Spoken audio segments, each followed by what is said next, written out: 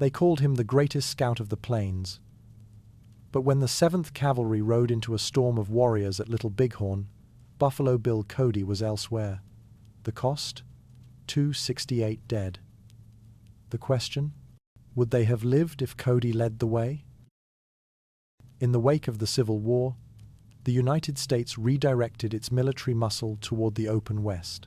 The blood-soaked fields of Gettysburg were now memories, but new ground waited to be taken: rolling plains, high deserts, and buffalo-choked valleys. And across this raw land lived a force the Union Army wasn't ready for. They called them hostiles, but the native tribes of the Great Plains didn't see themselves as aggressors. They were nations, each with a memory, a language, a set of trails as ancient as the buffalo migrations. Sioux, Cheyenne, Comanche, Arapaho, they didn't wait behind fortifications. They struck with silence, vanished with smoke. By the 1870s, the US government had drawn boundaries they called reservations. Tribes were told, farm here, stay here, live here. But those boundaries meant nothing to a people whose lives followed herds, rivers, and spirits. The great American desert and the Rocky Mountains still held thousands of them, living by the bow, the lance, the hunt. The buffalo, their heartbeat, still roamed in vast black herds. And so long as those herds moved, so did the people. In response, the army deployed. Cavalry columns fanned out. Infantry slogged through snow-choked canyons. Scouts were recruited. And slowly, grimly, the wild frontier turned red with confrontation. The strategy was exhaustion. Attack the food, burn the shelters, break the will. What followed was a decade-long erosion of the plains cultures. Warriors were killed, elders demoralized. Women and children pushed from valley to valley. But even as tribal resistance faltered, one name began surfacing in army dispatches and field reports: William F. Cody. He wasn't a general, he wasn't even a soldier, but he could ride harder, shoot faster, and track further than most men in uniform. And soon, Buffalo Bill would become more than a scout. He'd become the Army's sharpest set of eyes. William Frederick Cody was born into motion. In 1846, the frontier wasn't just a Settingit, was his classroom. By age 7, he was already reading danger. One night near the Kansas border, while his family camped in silence, Cody spotted movement by the horses. A figure crouched low, working a rope around the legs of his favorite colt. Without waiting, the boy leveled his father's long rifle. He didn't fire, he just stared. The stranger backed away. Cody never forgot. At 11, he was hauling freight west through hostile country. The wagons were heavy with army beef, bound for Salt Lake. The contract came from Russell, Majors, and Waddell. The risk came from everywhere else. At Plum Creek, the attack came sudden. 3 men dead. Mules screaming. Arrows whistled through canvas. Cody dove into a dry wash, heart racing. As dusk fell, a figure appeared above the bank, just a silhouette against the firelight. The boy didn't think. He squeezed the trigger. The body dropped. "First Indian I ever shot," he later recalled. The newspapers called him the youngest Indian slayer on the plains. But there was no pride in that, only survival. His days were spent behind reins, his nights beneath stars. At 14 he rode for the Pony Express. No saddlebags, no armor, just a revolver, a pouch of mail, and the wind. He memorized every bend in the trail. He could tell a Comanche feather from a Lakota plume at 300 yards. On one run, he spotted movement on a ridge. He saw the feathers, adjusted his route, and when ambushed, fired first. The assailant didn't get up. Years passed. He broke horses, trapped beaver, and once spent 3 nights crawling through grass after a broken leg left him stranded in Blackfeet country. When finally cornered in a shallow cave, it wasn't death that met him, it was mercy. The chief, Rain in the Face, had remembered the young white boy who'd once shared his tobacco and let his warriors cross Cody's hunting path. "You live," he said simply, and walked away. Later, during the Civil War, Cody ran dispatch missions. His skills with terrain, distance, and trail reading made him invaluable. But the real war for Codith, one that would write his name into legend, wasn't blue versus grey. It was blue versus the fading fires of the Buffalo Nations. The 18th of October, 67. The Republican River twisted through northern Kansas, red with iron and scattered with cottonwoods. General Sheridan was assembling a punitive force. The target, dog soldier bands of Cheyenne and allied tribes who had refused every treaty ever handed to them. Enter Cody. At 21, he was already known among officers, but now he was named Chief Scout. His first task, guide the 5th Cavalry to Beaver Creek. Conditions were poor. Supply wagons lagged, men were green. Cody led from the front, eyes always moving. On the 3rd day, near Elephant Rock, he stopped. Fresh hoofprints, pine needles broken wrong, grease on grass. "They're close," he muttered. Then the crack of rifles. Company M was under fire. 400 warriors came fast, mounted, painted, moving in waves. Lieutenant Shinosky formed a V formation, anchoring his flanks along a dry gully. Cody cut a wide loop, flanking through a choke of mesquite. He dropped 1 rider, then 2, buying time for Shinosky to adjust. By nightfall the enemy had swelled, now close to 1,000. But the cavalry held, circling their wagons, digging shallow breastworks. All night, bullets and arrows hissed in from the ridgelines. Fires set the grass alight. Visibility dropped. At dawn, they found the hills empty and the prairie burned flat. The enemy hadn't just vanished. They'd bought time. The army needed water. Scouts argued over direction. One man claimed the creeks were dry. Cody shook his head. "There's a spring in that arroyo. The grass grows too green." 2 hours later, water flowed from stone. They called it Cody's Creek. He didn't stop there. Months later, in the dead of winter, General Carr led a force through the Canadian River country. Visibility, 0. Snow, waist, deep. Penrose's column had gone missing. While others faltered, Cody improvised. He ordered brakes locked, wheels chained, and had wagons slide down a 60-foot ice chute near Raton Pass. Mules panicked. Men cursed. But it worked. By dusk, they found Penrose's camp. Dozens had frostbite. A few were dead. The rest owed their lives to the man in the buffalo coat. Later, scouting the North Beaver tributary, Cody and Lieutenant Ward located a massive encampment, 400 lodges, over 2,000 individuals. Command wanted to strike at dawn, but confusion between columns left part of the force pinned. Cody volunteered to break through and warm the main body. He rode hard. Shots rang. A bullet clipped his horse's flank. Another grazed his sleeve. But he made it. His warning let Carr adjust the formation, protecting the rear line and saving the wagons.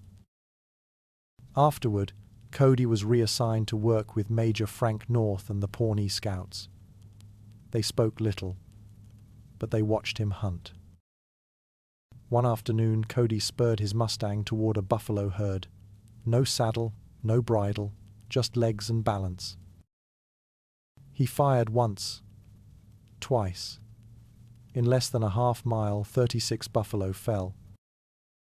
The Pawnee whispered, "Big Chief." But Cody didn't just ride for sport. In 1869, near Republican Fork, the scouts intercepted word of a Sioux warband. Among them, Tall Bull, a chief known for strategy, speed, and brutality. Cody tracked them for 3 days. At dawn, through low fog, he spotted movement by a creek, a tall figure on a painted horse. One shot rang. Tall Bull toppled backward. The line faltered. The Sioux scattered. When they found the woman taken hostage weeks before, she was still alive. The widow of Tall Bull later said, "To die in a fight with him was a good death."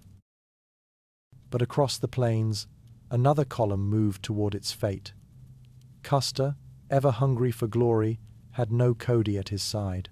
And when the dust of Little Bighorn settled, the army would wonder aloud, what if he had?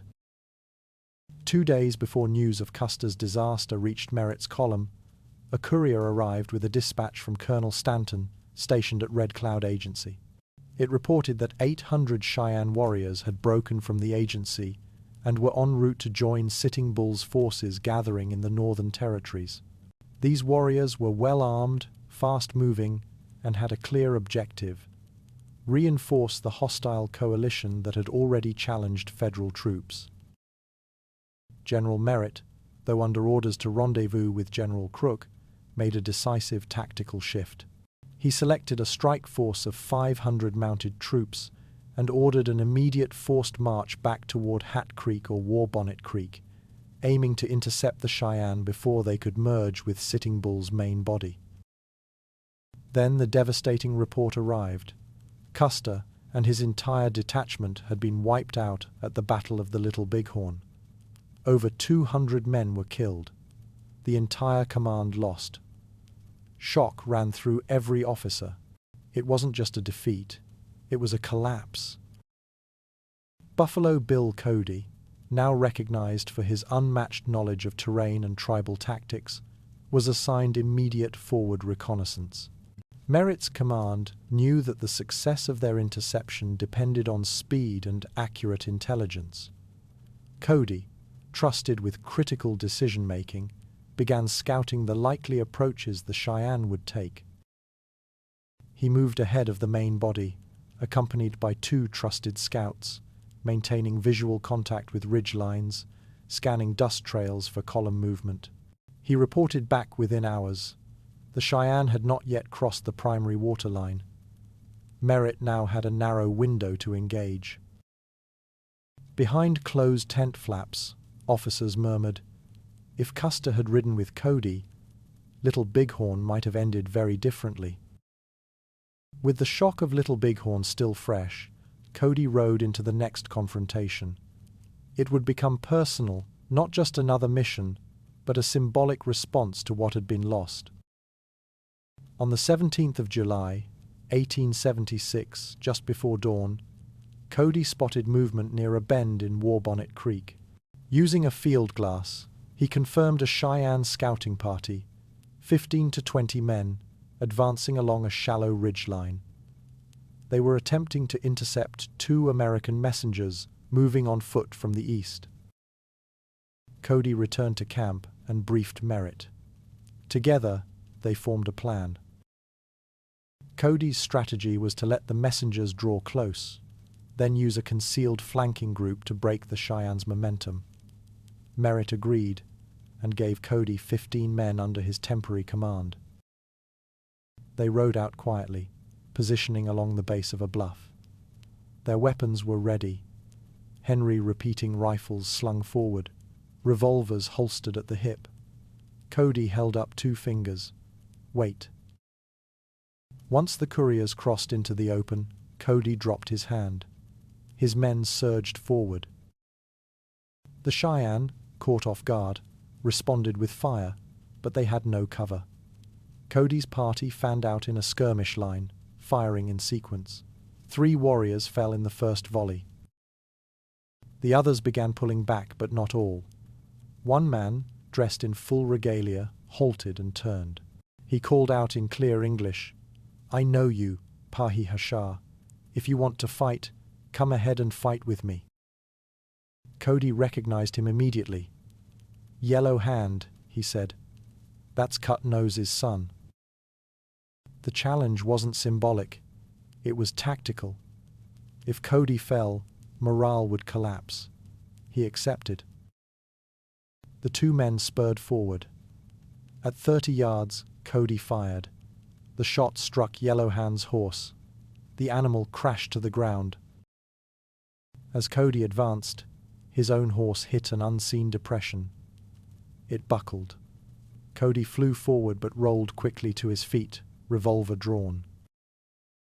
Both men fired almost simultaneously. Cody's bullet struck Yellow Hand in the chest. The Cheyenne stumbled but charged forward, knife in hand.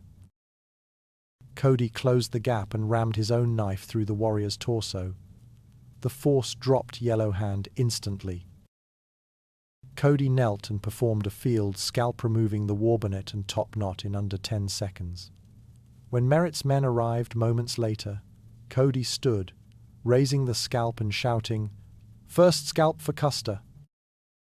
The full regiment surged. The Cheyenne broke formation and fell back, pursued for 35 miles before reaching the Red Cloud Agency. Along the way, they abandoned horses, weapons, and supplies. In the days that followed, Cut Nose sent word. He offered 4 mules and assorted goods in exchange for his son's scalp and regalia. Cody refused. He kept the war bonnet, the weapons, and the story. After War Bonnet Creek, Merritt's column resumed movement toward the Bighorn region to join forces with General Crook. Cody, now acting as chief scout, worked closely with forward elements and flank patrols, coordinating sightings and advising on navigation through rough terrain. At the meeting camp, Cody was reunited with Major Frank North, who introduced him to Frank Gruard, Crook's interpreter and lead scout. Gruard, known for his ability to pass among Sioux villages undetected, became Cody's counterpart in intelligence gathering. Together, they led reconnaissance along the Tongue River. At one point, Cody spotted an unusually controlled dust trail on the horizon. Gruard suspected it was Sioux. Cody disagreed. "That's a military column. No scattered riders." It was General Terry's force. As they approached, Terry's men were already deployed in defensive posture, fearing an attack. Cody and Gruard approached under truce and quickly clarified the situation. The misunderstanding nearly escalated, but the encounter ended in relief. Tents went up. Commanders met. Cody noted stark contrasts. Crook's men were lean, weathered, light on gear. Terry's wore clean uniforms, ate from proper mess kits. "Crook's still fighting," Cody told a corporal. "Terry's already writing reports." Joint operations were considered, but abandoned due to limited supplies and the strain on horses. The armies split again. Cody was reassigned to General Nelson Miles, who was operating from the steamer Far West on the Yellowstone. Cody joined his staff, conducting shore reconnaissance and surveying buffalo movements. One foggy morning, Cody spotted movement through the haze. Taking a skiff, he landed alone and crept inland. For hours he crawled through dense brush, eventually spotting a Cheyenne hunting party stalking buffalo. He waited until they departed, then returned silently. Shortly after, Cody was handed a sealed dispatch. It was marked for immediate delivery distance, 120 miles. Target time, under 24 hours. He selected 2 horses and rode through the night, navigating broken ridges, unmarked ravines, and Sioux territory. He paused only to change horses and refill water. 21 hours later, exhausted, and on Futhis' final mount, lost to exhaustion, he delivered the message. By 1883, Cody had shifted from scout to showman. He organized his first public spectacle, the Wild West Show in Omaha. The performances were dramatizations of real battles and experiences. But the participants were not actors. They were the same men who once fought against him. Sitting Bull joined for a season. Former enemies now rode as colleagues. Cody reenacted the duel with Yellow Hand before audiences in Chicago, London, and Berlin. Each night, he would hold the war bonnet high and shout, "First scalp for Custer!" Annie Oakley performed precision shooting. Frank North made appearances. William Comstock returned briefly. Cowboys, stagecoach attacks, stampedes all choreographed based on lived experience. It wasn't just entertainment. It was preservation. Many of the native performers saw it as the only way to hold on to a culture that the frontier wars had nearly erased. Cody knew the frontier was vanishing. His show became its last breath. Cody didn't ride into the Little Bighorn, but he had ridden every mile that led there. He understood the land, he understood the people, and he understood what Custer ignored: timing, terrain, and the cost of pride. Would he have prevented the massacre? Maybe. But history still looks at Cody's record and wonders, why wasn't he there? Because if he had been, the story of Custer's last stand might have ended very differently. If you want more battlefield breakdowns, tactical turning points, and the stories behind the scars of the American West, subscribe. History speaks loudest when you ride beside it.